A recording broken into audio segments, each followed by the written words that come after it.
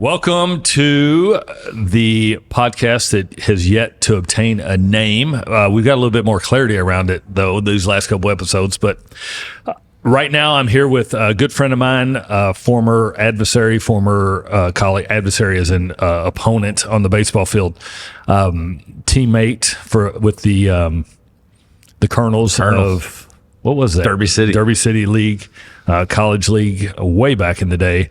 And a neighbor of mine, Michael Bush. Welcome. Hello, Jimmy. Hello, sir. Good to be here, buddy. Yeah, it's a Friday, so we're both like I'm laid back, and you like I feel casual today. Yeah, you're feel very nice casual and relaxed. for you. Yeah, there's no French cuff, embroidered sleeve, No suits today. no suits today. So it's Good Friday.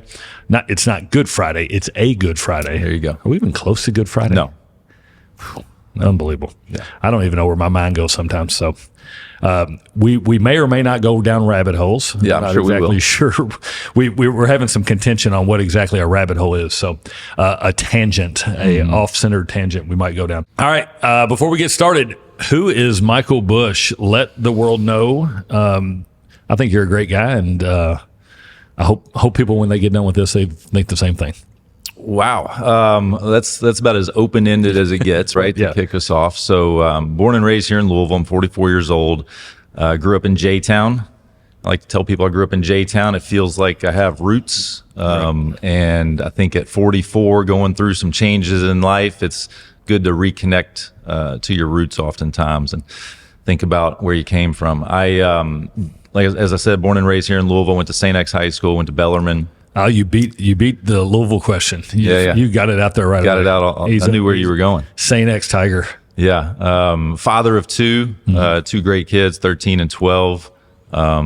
I would say that's primary focus every single day is being the best dad I can be to them. Right. As I said, went to Bellarmine, majored in actually biology my freshman year, thinking maybe I'll go into pre-med or physical therapy or something. Chemistry. I don't think I knew that. Maybe not. Chemistry kicked my butt. This is funny. I don't brag about it. Chemistry kicked my butt.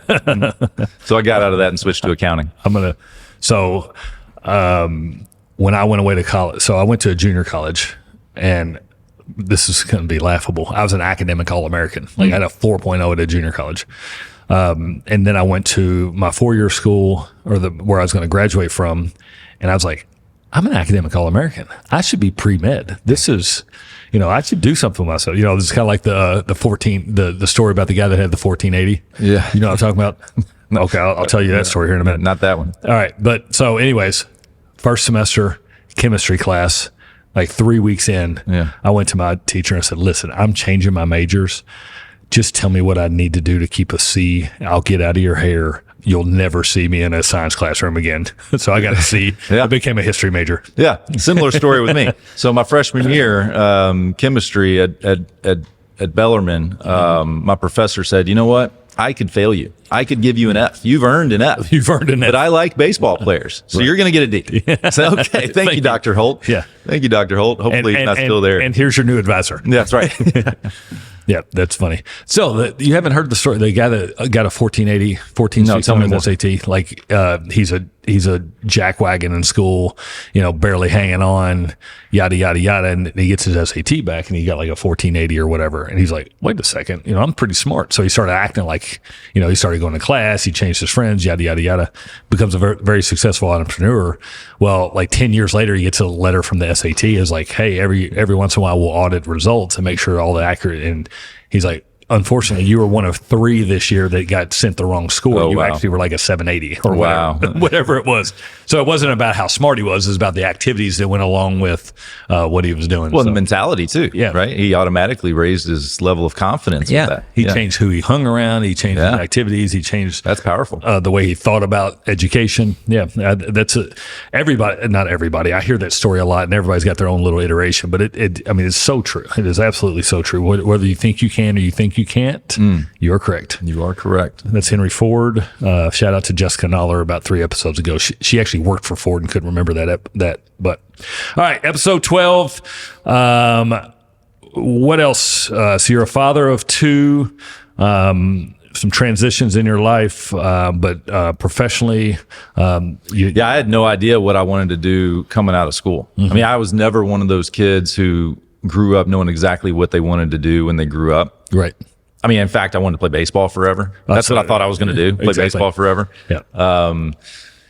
Probably a little short-sighted there, knowing that I had to graduate from college and I didn't get drafted, so it's time to go to work. And I went to various career fairs and interviews, and really had to do some looking around to see what I wanted to do. I didn't want to be an accountant the rest of my life.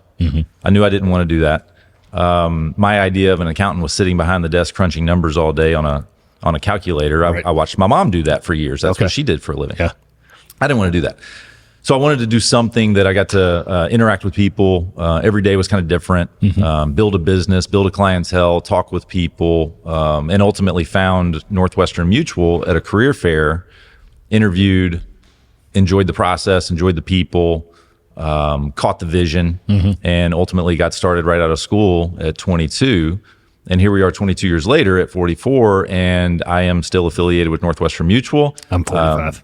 You're 45. I have a team at Northwestern Mutual now called CoreFit Financial, Right. That I helped found with my partner Dylan a couple years ago. And we have other team members, and our job is to help people with their financial planning. Right. That's what we do. That's what you do. When you talk about helping people with their financial planning, you're talking about everything, right? You have the ability to kind of scope in on any and all long-term aspects. vision. Yeah, correct. Any and all aspects of their life. Obviously, specifically around their financial life is where our expertise needs to be. But the idea behind CoreFit Financial is to make sure that we help people think about how to build a strong foundation, a strong core in all aspects of their life. Mentally, emotionally, physically, spiritually, and of course, financially is where our expertise needs to be. And I know you show up in the world that way. And I kind of think about every time I hear CoreFit, I think of fitness. And I know that's a big proponent of your life. How does how does fitness, athleticism, core values, how do all those things, I'm assuming all those things play into why you chose that name. Yeah. How do all those things kind of mesh in your world? Yeah. So when we were thinking about a name for the team, we wanted it to feel meaningful to us, a story that we could tell to our clients and future clients. I actually had a friend tell me when I mentioned CoreFit Financial, she said, "Well, I don't know if I can be a client. I don't have a six pack." I said, "It's not about that at all. Right. It has nothing to do with that at all. Actually, it's more about working towards building a strong foundation, a strong core, maintaining core values, working towards those core values, living with a purpose within those core values." Mentally, I think having a strong core means having a love for yourself and others. We don't always show up that way, of course. None of us, show up that way every single day. We fall short a lot. Yeah, we all fall short. But having that ability to fall back to the core, I think, is very important when we get off track emotionally. Making sure that we can react well to situations. React under control and in control. We all have a tendency to react the wrong way at times, and we wish we didn't, but having the ability to recenter ourselves and think about, okay, what's the best way to respond to this? Right. Spiritually, I think about a strong core, meaning the ability to think limitless, to have unlimited beliefs, to have faith in something, to think that anything is possible. We all get off track and we all make mistakes and go down the wrong path at times, but being able to get back on track and understand, okay, this is possible. What I want is possible. I can have faith in this process. I think that's so key. And physically, I think that's one that we all, as you mentioned, we all kind of think about when we hear CoreFit. And of course, that's a big part of life. We can't live our best lives if we're not in, we don't have to be in peak physical condition. We're not all going to be Mr. Olympia or professional athletes or anything like that. But I think it's very important to have a foundation of nutrition and health and wellness and exercise that you can always fall back on.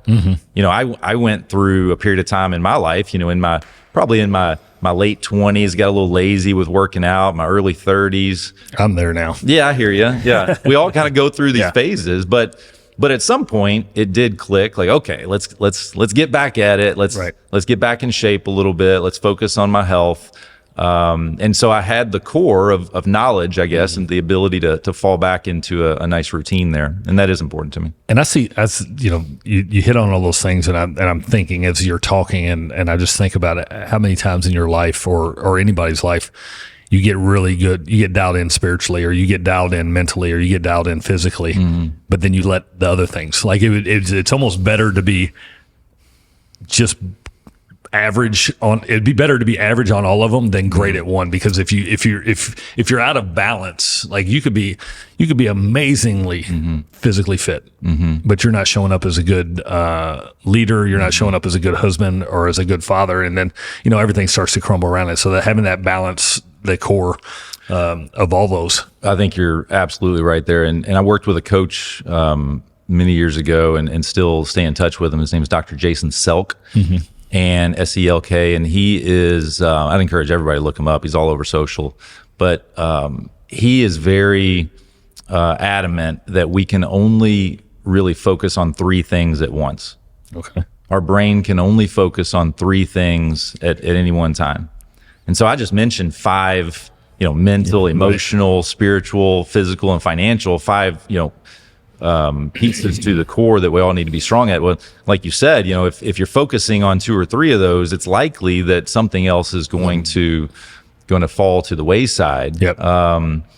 And for me, oftentimes that comes with relationships with other people. If I'm focused on my kids, my business, myself, my health, then oftentimes relationships with other people might fall to the wayside. Right. And that's not because I mean for that to happen. It's because we just can't focus on more than 2 or 3 things at one time. And but I do feel like that's why it's so important to have a strong foundation to fall back on, right? A strong core. I mentioned the other 4, and then financially, just to kind of put a bow on that, there are pieces to everyone's financial plan that they should just have, right. Kind of no-brainers. We all need cash, short-term and long-term cash. It's good to be liquid, especially in environments like we're in right now. It's good to have your basic tax planning and estate planning in place, and the resources to call on for that. Your CPA, your attorney. Everybody needs all their basic insurance products and policies. And then investments, diversified investments, right. Funds right. like mutual funds, index funds, ETFs. So those are ways for most people to minimize some risk. And once you have that core in place, you can feel much more confident about taking other risks in life, whether Absolutely. that's through real estate or a business or, whatever individual securities or alternatives you want to buy. Remind me, I want to hit 2 things. 1 is finances, and 2 is stability and a core. I am going to go down a rabbit hole on this one because you got me thinking about something. Go. But speak to this, and this is something I've challenged myself with personally, and my wife specifically, and some people in our team, is the thing around money, like profit and creating as much wealth as possible. We're in a situation, and I think in the world right now, where sometimes wealth and profitability and abundance is sometimes, almost thought of as greedy. And I go back, and I've come to this realization that money is just a tool, and I can accomplish a million things in this world, but if I don't have the right tool, and the tool in a lot of our situations is money, I'm never going to have the reach that I can. And I never know how much money I'm going to need to make, to be able to make the impact that I want. So we talk about having big wives and, building villages in Cuba or whatever it is, but, you can't just do that. Like, you have to build this financial core around your life so that you can actually exercise some of those things that you want to accomplish. Yeah, you have to have the basics in place, right? The basics, the foundation, the core help you to think bigger and maybe take a little extra risk in life, when you have those opportunities to create those big visions for yourself. But without the foundation, when things go wrong, and they inevitably will, you don't have anything to fall back on. Right. And that's the challenge that a lot of people face. It's sexy these days to listen to some, influencer on social media, Yep. Giving some rousing talk in Paris or Montego Bay right. or Africa or wherever they happen to be. Right. And that's exciting. That's sexy. That's inspiring. But we can't just go from here to there immediately, right? It takes time. It takes building. They didn't do that either. Right. And for most of us who aren't building the next, app in our basement, that's going to be a unicorn one day. We need to build the foundation first. We need to slowly but surely build the wealth that we're going to build. Who said it might have been Dave Ramsey, which we probably won't go down that, but he said the quickest way to get rich quick is not to get rich quick. Yeah.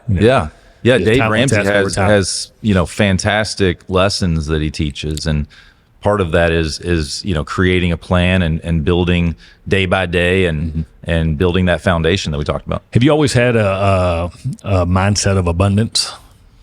Tell me what you mean by abundance. Anything's possible. A guy by the name of Scott Toombs, it's probably not original to him, but he said, think of anything that you want in this world. Like if you could design your perfect life, what would it be? Helicopters, boats, blah, blah, blah, blah. Like, think of it. Yeah. And then ask yourself, has another human being ever done it? If the answer is yes, then so can you. So, yeah. So you're at some point, I've I guess in my life, at one point, I was like, I'm always going to be and this is not to minimize this, but I thought my ceiling was going to be an assistant principal at JCPS. Yeah. Like that's as high as I'm going to rise. But then I was like, wait a second, there's more. I can do more good in different ways, and I can move even past that position. Yeah. So to answer your question, have I always had an abundant mindset? Had an abundant mindset? No. No. It took me till I was probably 26. Really? For life to kind of click in. And by the way, life is still trying to click in with me. I'm still learning and still loading, failing and growing. But I would say that the way I describe it, I was probably, as I said, 25, 26 years old. I feel like I grew up in kind of this glass box, and I didn't have any real professional encouragement growing up. I wasn't in a family of doctors or lawyers who said, hey, you should go be a doctor or a lawyer. I wasn't in a family of, business owners that said you should go be an entrepreneur. It was more of a mindset of go to school, get a degree, get a job. My dad managed grocery stores his whole career for the most part. Really? My mom is in a mom and pop shop tax and accounting business. Right. And that's what they did forever. And it was kind of frowned upon. Maybe they didn't say it, but it was implied. It was frowned upon to job hop or try this and then switch to that. Right. So, the thought process was go to school, get a job, do that for the rest of your life, and then maybe one day retire. And, so when I got started out of school in this business, I started to meet with a lot of people, a lot of my clients who were doing big things and exciting things that I didn't even understand were possible. And I started, just seeing all the other advisors in our office and around the country and realizing that, wow, there's a lot out there in life. There's so much to be had if you want to take it, if you want to go after it.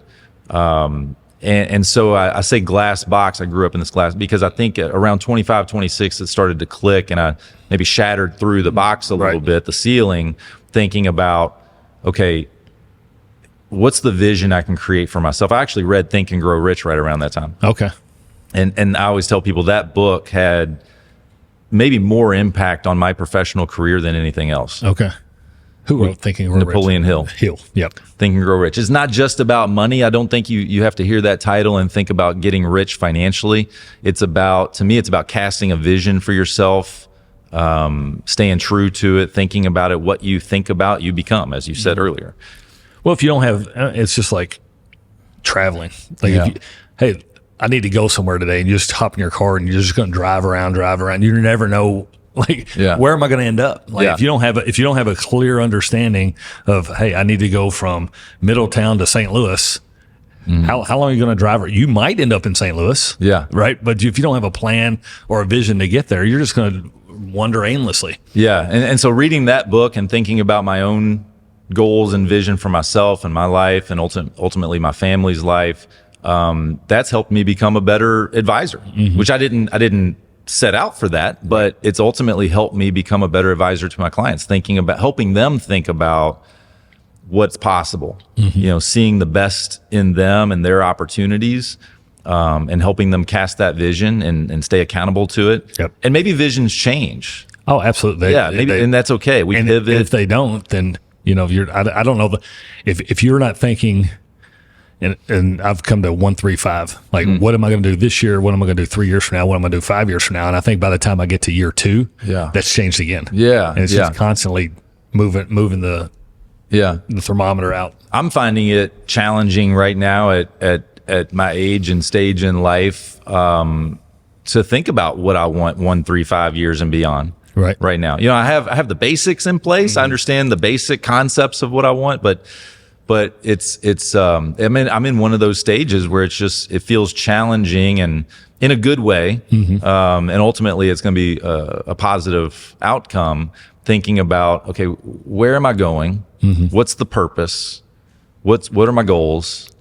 And how do we get there? Right. Oh, we're going to talk about that here in a minute. Yeah. And success, I think we've all seen the graph, of success where, it's not the straight line that goes up and to the right. It's the squiggly, it's backwards, it's all over the place. And ultimately you get up there, but it takes all different routes, to get there.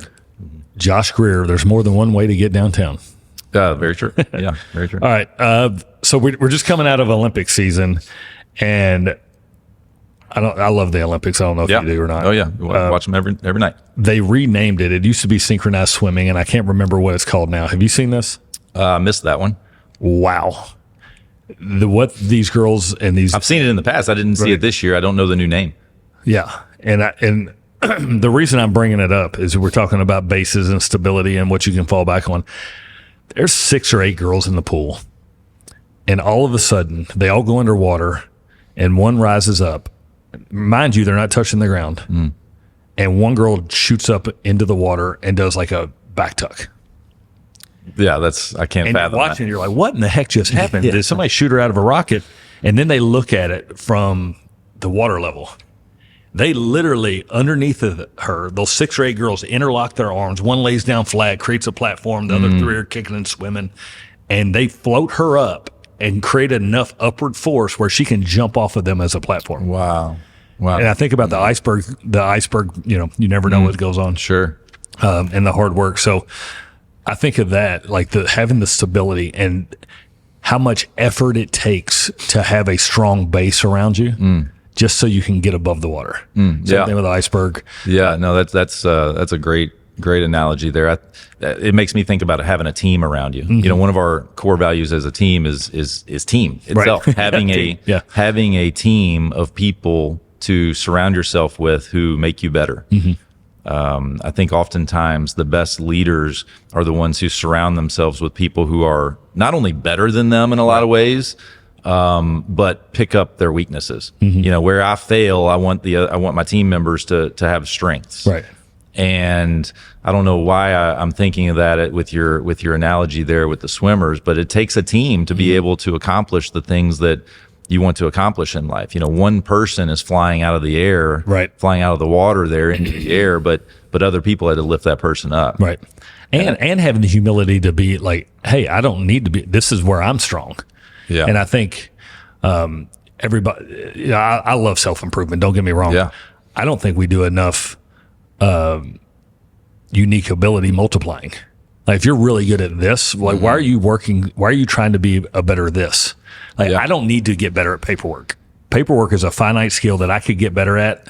But I have other things that I think. Yeah. Focus on your strength. Yeah. Yeah. You need to be aware of your weaknesses, but there's somebody out there that's going to do paperwork 10 times better than me. Yeah. That's going to be my multiplier in that capacity. When I talk to high school and college students, I think one of the things that I hope they get out of our conversations is that becoming self-aware is one of the best traits you can have in life. Yep. You have to be self-aware. You can't lead others until you lead yourself first. And that's something that we talk about all the time. And leading yourself starts with being aware of who you are and how you're wired, and understanding your strengths and weaknesses and opportunities, understanding your ego, ego sometimes is a bad word, Right. but internal, I think there's internal ego and external ego. How do you show up in the world? Yeah. How you kind of motivate yourself? Internal ego is that motivation, that drive, that ambition, and we need that to be successful in life. I think people who lack internal ego are gonna, they're gonna lag behind oftentimes. Right. They're gonna wish they had that drive and ambition, and I think that we have to be able to tap into that internal ego. But the external ego is where we get in trouble. Right. The external ego is, hey, look at my fancy car, look at my fancy house. You're saying things, you're doing things that you regret. You're potentially hurting people's feelings, and I've been there, done that. Yeah. Where the external ego takes control, and I hate it. Yeah. I always hate it. I always regret those times. But you have to be aware of that so that you understand when you're going to that point, you can check yourself. Yep. And get back in line. So I think about baseball when you say that, and how many times. Unfortunately, I've probably been thrown out way too many times than I should have been. And it's not about right or wrong. It's like I'm going to leave the impression on this situation, and it's stupid, but it's peacocking. It's literally like, all right, you proved me wrong. Now I'm going to show you up, and I'm going to be the thing that are talking about instead of whether or not you missed the call. And I realized that after the fact. In the moment, it's just like rage and mad and lack of emotional control. But after the fact, it's hilarious. Last thing on this, but I also think about, we're in baseball. You go to a baseball game and you look out, and I see this with young athletes all the time. They're throwing before the game starts. They're kind of farting around, having fun, yada, yada, yada, and then they go play the game. Mm-hmm. And so I always tell kids that watching professional athletes, like, you're just seeing the tip of the iceberg. You don't know that they were doing infield work at 12:30. They were in the cage from 1 to 2. They lifted weights. They ate 2 meals. All this stuff they did before the game. Oh yeah. And you put in so much more work that nobody sees. And then you have, 4 hours of a baseball game. But there was so much more that went into it than to be that level of an athlete. Sure. The preparation is the biggest part of all careers, I think, but especially athletes. When we're watching the people in the Olympics and we see them for a minute, on the screen running a race or even less than that, or doing some event. And the years and years and years of prep to get to that point. For one shot. Yep.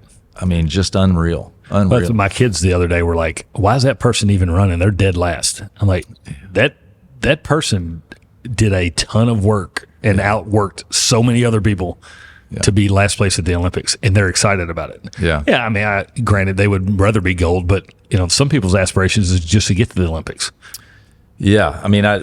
Both my kids are involved in things where they have to put in a lot of prep work, musical theater and acting and gymnastics. And if I'm going to see my son in a play and I know that he put in, 4 or 5 months, 20, 25 hours a week of rehearsal and practice. And then we watch the show, and he might be on stage for 10 minutes. Right. Of the show. Mm-hmm. But the work that he had to put in for those 10 minutes, make those 10 minutes the best 10 minutes he could possibly make them. And same with my daughter in gymnastics. We'll go to a gymnastics meet and watch her compete, and she's literally competing for 2.5 minutes, 3 minutes. You're there. Tops. You're there for 3 days. Yeah, we're there for a long time. Right. But the amount of 20 plus hours a week of gymnastics work, that goes into being the best they could be, and then you just multiply that by 1,000 for these Olympians. And professional athletes and leaders of businesses, the work that everyone does to prepare themselves and their teams for whatever they want to accomplish and need to accomplish, it's immense. Well, and then you take it into business and you think about like just lead generation, just looking for clients, right? That's prospecting and marketing is one of our biggest jobs as sales professionals, is to go out and find business, right? There's some business that's going to be handed to you, but you also have to find your own business. And, you might make 100 phone calls and get 0 piece of business. Yeah. But I guarantee you, if you make 0 phone calls, you will also get 0 business. Very true. Right? Michael Jordan said that. Yeah, you might make 120 and get 5 pieces of business. But if you're not putting in the work, Harry talks about it, Harry Wilson, our friend Harry, the illusion of choice. Yeah. Like you don't have a choice. Like if you want to be $1 million producer, here are the things you have to do. Yeah. You have to lead generate. Well, okay, you have a choice on which lead generating tactic you use, but you still have to lead generate. You have to treat clients the same way, and all the time. So to Jordan or Gretzky, they said you'll miss all the shots you don't take. Yeah, exactly. Yeah. I think another thought on the preparation part. I think that goes back to the foundation. The core. That is the core. The preparation is the core. You don't just wake up one day and compete in the Olympics, right, or make the big sale or whatever the case is. Right. It's all the preparation. That's the foundation. That's not the sexy stuff. Yeah.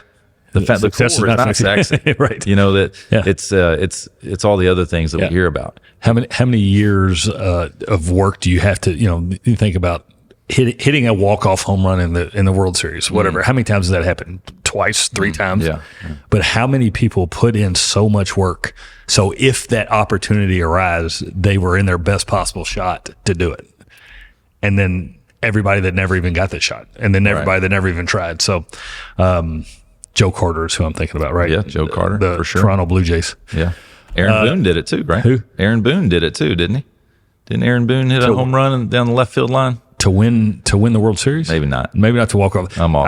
I think he hit a game winner. You could be right. I just know Joe Carter. Joe Carter did. I remember that. Was that their first or second? Because they won 2 in a row, didn't they? First. It was off Mitch Williams. It was like 2 outs in the bottom of the 9th, down by 1 or whatever. That's a good memory. Yeah. Okay. All right. So a little the big thing, obviously, about what I'm doing with this is just sharing the blessings of friendships and fellowships and relationships, but also exploring what I think to be very core in everybody's lives, and that's finding peace, finding purpose, and finding profit. And I say profit in terms of metrics for how you measure success.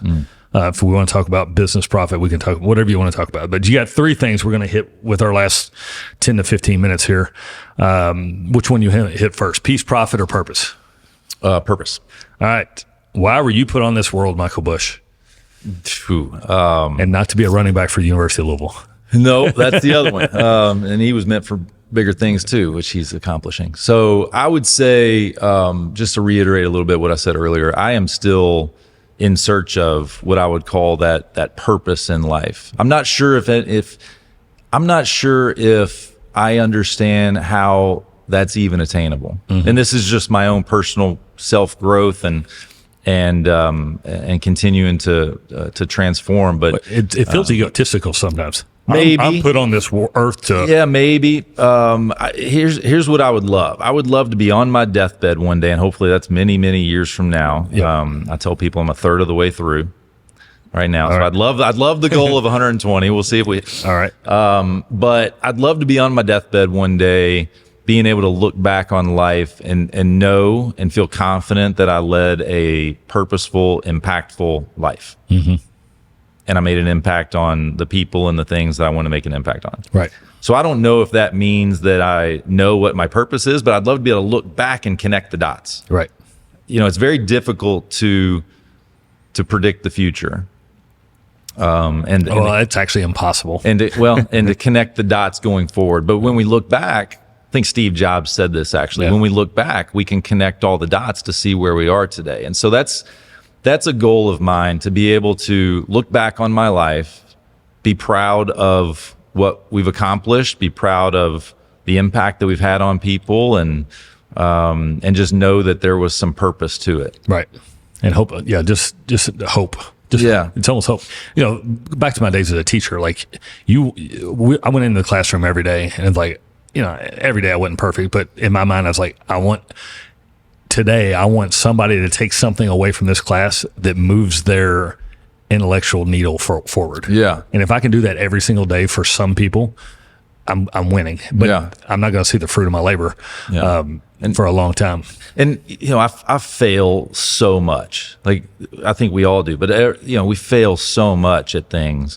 So it's really easy to focus on the negativity, Right. and the pessimism and all the failures. It's very easy for all of us as humans to focus on the negative. I think it's probably wired in us from an evolutionary standpoint. Exactly. We see bad things, and we need to pay attention to those bad things so we don't die. But we know that negativity sells in media. Right. You know, it's all over the place. So it's very easy to grasp onto that. One of the things I try to do, I'm not perfect at it, of course, but I try to do is focus on the positive aspects, focus on being optimistic, right, finding the silver lining. And I think that's something that, you know, if you think optimistically, if you think positively, if you live by a set of core values, whatever those happen to be for you, if you're doing things the right way, then one day you're going to look back and you're going to be proud of what you've done. You didn't do it perfectly. Right. You weren't always right. Yep. But you're going to be proud of what you've done. Absolutely. Absolutely.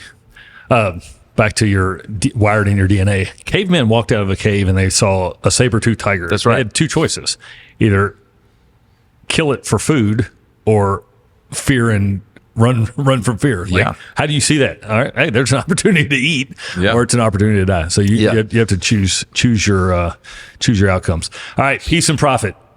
Peace.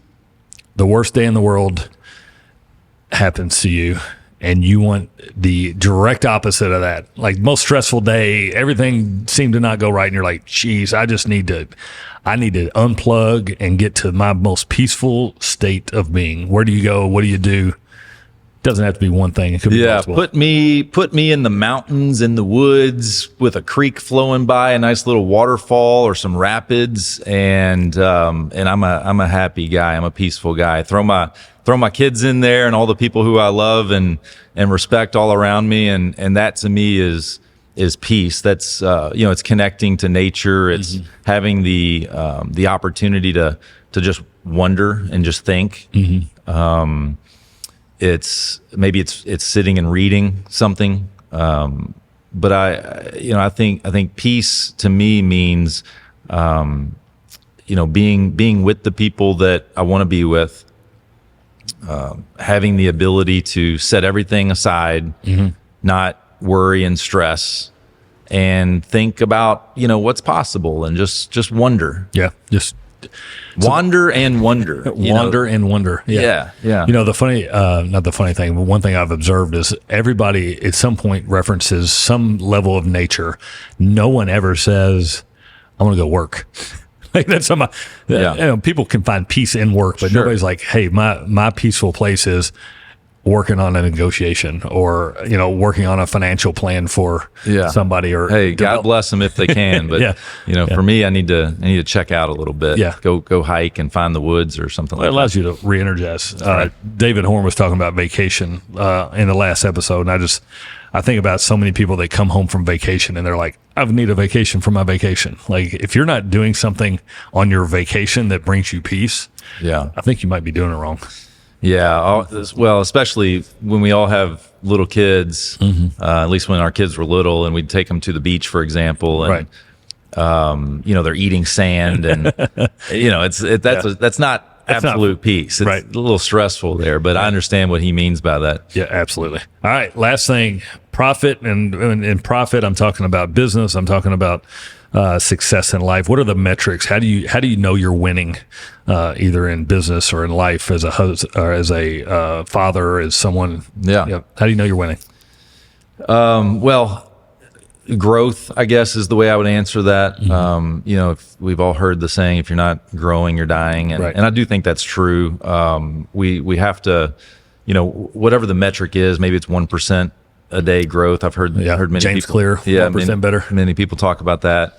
But to me, I think about, I have a couple mantras that I say every day, and one is, I want to be the best dad I can be today. Okay. And so if I'm the best dad today, then maybe that means I'm a little better than I was yesterday. Right. I'm healthier today than I ever was. So that means I'm making the right decisions for myself. I'm a better leader today than I was yesterday. So I'm growing, I'm getting better. That to me is part of profit. Of course, profit in business, we have to measure that in many ways, and we all have our own metrics to do that.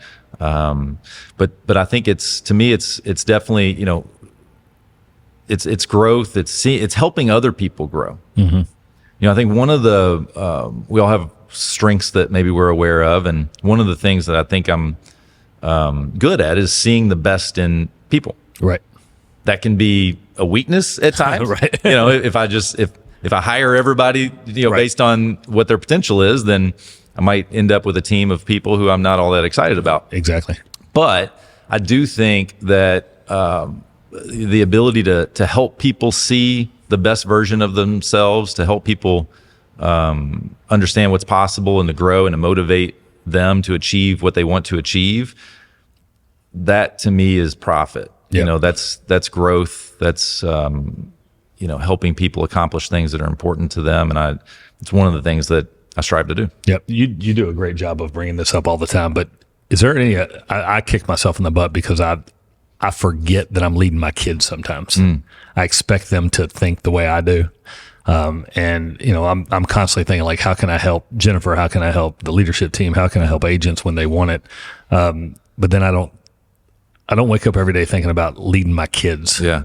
My kids are tired of me relating everything back to a life lesson. Right. Because I guess that's a fault of mine. I tend to do that. I'll point out a lesson maybe that we can all learn from in a certain area. And part of that is talking to myself when I'm suggesting that to them. Ed Milet talks about this a lot. Caught, not taught. Right. If we are living the life that we would want them to potentially live in terms of the values and integrity and whatnot, then they're going to see that. Right. If we're modeling the right behavior, they're going to see it. Right. And they might not know it today that I'm teaching them a lesson, but later on in life, maybe they have their own kids. They're hopefully going to set a very similar example. Yeah. We have, again, my kids hate this, but usually every time we get out of the car, they go to their rehearsal, I'm dropping them off, or they're going to their practice or whatever, or school even. I'll say, work hard, be great, have a blast. Yep. Work hard, be great, have a blast. Bring your A game. Yep. Work hard. Don't just show up and go through the motions. Work hard. Be great. Yep. Strive for greatness in whatever you're doing. Whatever you're doing. That means, have integrity, do the right thing, be great. Yep. And have a blast. And have fun doing why it. not? Yep. Why not have fun? If you're not enjoying it, why are you doing it? Oh my gosh. Yep. Yeah. So, if we're doing those things, if we're, and it's so funny too, my kids will every now and then they'll say those words. Yep. And kind of roll their eyes, but that means they had it. It's they stuck. caught it. Yeah. And that's one of the things My kids, I say, can't, never, could, won't, never will. And I'll be like, I can't do it. And I'll be like, can't, never. And they're like, I know, can't, never, could, won't, never will. I love that. Yeah. It's great.